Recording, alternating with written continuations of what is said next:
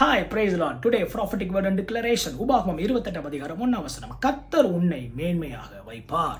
ஏசாயாவில் எழுதப்பட்டிருக்கிறது.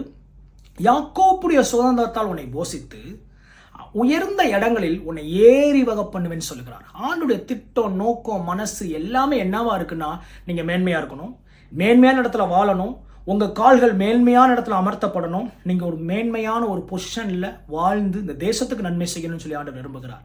ஒரு நல்ல ஒரு உயர்வுக்காக காத்திருக்கீங்க, நல்ல ஒரு மேன்மைக்காக காத்திருக்கீங்க. தாவீது சொல்லுகிறார், நீ என்னுடைய கேடகம், நீ என்னுடைய தகப்பன், என் தலையை நீ உயர்த்துகிற தேவன் சொல்லி வர்ணிக்கிறார். நம்முடைய தேவனுடைய குணமே நம்மளை உயர்த்தி அழகு பார்ப்பது, நம்முடைய தேவனுடைய குணமே நம்மளை மேன்மைப்படுத்துவது. அந்த தேவன் உங்களை பார்த்து சொல்றாரு, நான் உன்னை மேன்மைப்படுத்துவேன், அதற்கான சூழ்நிலையை உருவாக்குவேன், அதிகாரிகள் கண்களை தயவு கிடைக்க பண்ணுவேன், உனக்கு அந்த வேலை கிடைக்க பண்ணுவேன், அந்த அப்பாயின்மெண்ட் வர வைப்பேன், ஒரு பெரிய ஒரு நல்ல நன்மைக்காக நீ காத்திருக்கேன்னு சொன்னா அது நீ உன் கையில் வரும். Have a blessing day. God bless you.